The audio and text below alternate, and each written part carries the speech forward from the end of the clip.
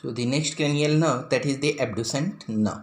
So here you can see that is the abducent nerve, this one.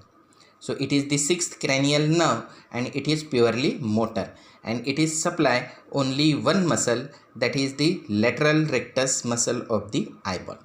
And so it is name is given abducent, means it abduct the eye on the lateral side. So that is called the abducent nerve. This nerve that is also called the lover's nerve. Then the unique features of this nerve, that is it is most susceptible to damage of all cranial nerve during increase the intracranial pressure. Then the functional components of the nerve and the nuclei. So first, general somatic efferent fiber. So they arises from the abducent nucleus in the pons and supply to the lateral rectus muscle of the eyeball. So here you can see. Then general somatic afferent fiber, they carry proprioceptive sensation from lateral rectus muscle and terminate in the mesencephalic nucleus of the trigeminal nerve. Then course, relation and the distribution of this nerve. So the abducent nerve, it arises at the lower border of the pons, opposite to the pyramid of the medulla oblongata. Then the nerve runs upward, forward and laterally, dorsal to the anterior cerebellar artery. So for this you can see the another diagram. So here in this diagram you can see that is the anterior inferior cerebellar artery. So the nerve, it goes laterally and crosses, that is anterior inferior cerebellar artery. Then the nerve passes through the medial wall of the inferior petrosal sinus and arches forwarded directly over the sharp ridge of the petrous temporal bone. So here you can see the sharp ridge of the petrous temporal bone. Then it enters the fibro-osseous canal formed by the apex of the petrous temporal bone and the petroclinoid ligament. So this canal. Then it enters into the cavernous sinus. So here, by piercing the posterior wall close to the floor of the sinus. Then in the cavernous sinus, it runs forward and inferolateral to the internal carotid artery. So in the another diagram, here you can see this is the internal carotid artery and this is the cavernous sinus. So it goes the inferolateral to that the internal carotid artery. Then the nerve enters into that the orbit through the superior orbital fissure. So here you can see the superior orbital fissure and enter the orbit of the lateral rectus muscle which it supply. So here you can see. So that is the course of the abducent nerve. Then the clinical point related with that the abducent nerve, that is lesion of the abducent nerve can cause to increase the intracranial pressure, and because of that is the paralysis of the lateral rectus muscles can occurs and shows the symptoms, that is convergent squint due to the unopposed action of the medial rectus muscle. Then inability to abduct the eye on the lateral side. And third one, that is the diplopia, means the double vision with maximum separation of two images while looking forward to the paralyzed side. So these are the clinical points related with the abducent nerve. So the next cranial nerve, that is the trigeminal nerve, this one. So it is the fifth cranial nerve and it is the mixed type of nerve, means that consists of both motor and sensory fibers, but it is predominantly the sensory nerve and it consists of three large nerves. That is first, here you can see V1, that is the ophthalmic, that is the V2, that is the maxillary, and V3, that is the mandibular. So the name is given, that is the trigeminals, means triplet. means it is the connection of the three nerves. Then it is the motor nerve which supply to the muscles of the mastication and the several small muscle, and the act as a principal sensory nerve of the head and the face. Then the unique features of this nerve. So here you can see that is the three branches of the trigeminal nerve. So the unique feature, first, it is the large cranial nerve, and second one here, that is the ganglion is present called the sensory ganglion, and it is the largest sensory ganglion which is located within the cranial cavity, because generally all the sensory ganglion, they are located outside to the cranial cavity. Then let's see the functional components and the nuclei of the trigeminal nerve. Then special visceral efferent fibers. So they are arises from the motor nucleus of the trigeminal nerve. So here you can see that is the motor nucleus of the trigeminal nerve. In the present into that the pons and supply the muscles derived from the first pharyngeal arch. That means the muscles of mastication, the mylohyoid, inferior belly of digastric, tensor palatii and the tensor tympani muscle. So here red color fiber. Then second, general somatic efferent fiber. So in the general somatic efferent fiber, that consists of the two sensation.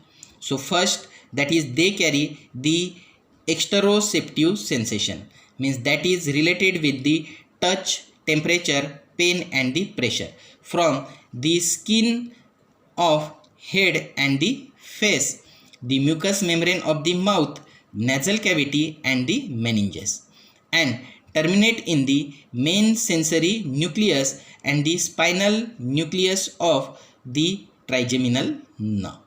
So this one, spinal nucleus, this one. Then the next is they carry proprioceptive sensation from the muscles of mastication, temporomandibular joint and the teeth, and terminate in the mesencephalic nucleus of the trigeminal nerve.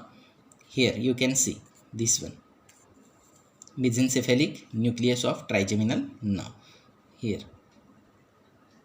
from this region.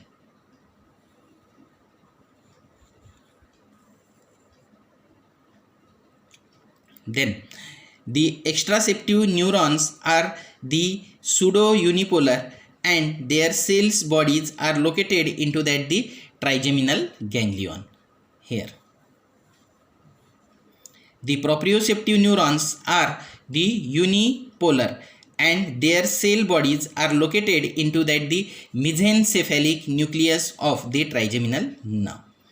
The mesencephalic nucleus is only site in the CNS which consists of the unipolar type of the neuron. Then let's see that is the course, relation and the distribution of the trigeminal nerve.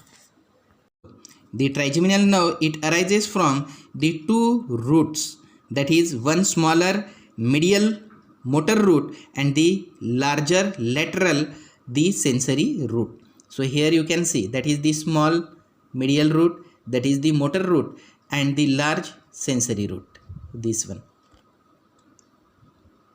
Here the two roots, which is originate from the ventrolateral aspect of the pons at the junction with the middle cerebellar peduncle. So here that is the pons, and here that is the middle cerebellar peduncle is present. Then the sensory root, so this one, the sensory root, it passes forward and laterally over the apex of the petrous temporal bone to enter the middle cranial fossa.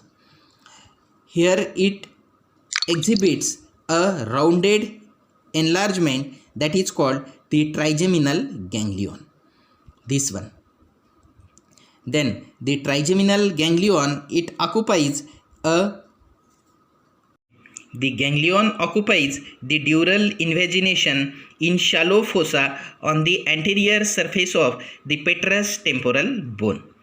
Then the convex distal surface of this ganglion, so this one, it should be gives the three large division of the trigeminal nerve. First, that is the ophthalmic, second one, that is the maxillary, and third one, that is the mandibular division. Then let's see, that is the ophthalmic nerve. So the ophthalmic nerve, it is purely sensory and it arises from the anterolateral aspect of that the ganglia and enters into the lateral wall of the cavernous sinus, where it below to that the trochlear nerve, and then into that the cavernous sinus it should be divided into the three branches. One, that is the nasolacrimal, second, that is the lacrimal, and third, that is the frontal, which passes through the superior orbital fissure. Then second one, that is the maxillary. So the maxillary nerve arises from the ganglion and the enters into the lateral wall of the cavernous sinus, where it is enter into that the foramen rotundum. And the third one, that is the mandibular nerve. It is the largest division of the trigeminal nerve and arises from the trigeminal ganglia and immediately that is enters into that the infratemporal fossa through the foramen ovale. This one. Then the motor root. So here you can see that is the motor root, red color here. So the motor root of the trigeminal nerve, after emerging from the pons, passes forwards and laterally deep to the sensory root of the trigeminal nerve and below to the trigeminal ganglion and enters into the infratemporal fossa through the foramen ovale. After emerging from the foramen ovale, it immediately joins with the mandibular nerve, and thus mandibular nerve contains both motor and the sensory fiber. Then the trigeminal nerve division and the distribution of the facial region to that the nerve. So first, that is the ophthalmic. So here ophthalmic, that is totally sensory and it is supply to the upper third of the face. So here including eyeball, conjunctiva, nasal cavity, lacrimal gland, scalp up to the vertex ophthalmic nerve, it is also forms the afferent limb of the corneal reflexes. Then second one, that is the maxillary, this one, red color or orange color. So it is also sensory and it gives sensation from the middle one third of the face, including most of the nasal cavity, upper teeth, gums, maxillary sinus, the mucous membrane of the pharynx, palate, dura mater of the middle cranial fossa, and it conveys the secretomotor fibers to the lacrimal gland and the gland of the palate, nose, and the oral cavity. Then the third one, the mandibular nerve. So this one. So it is the mixed type of nerve, that is the sensory part of the mandibular nerve. It gives the sensation from the lower one third of the face except the small area over the angle of mandible. So this one.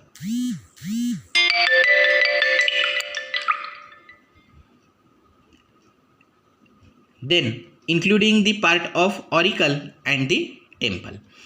Then the motor root, that is it gives the motor impulses to the muscles of mastication, mylohyoid, anterior belly of digastric, tensor palati and the tensor tympani.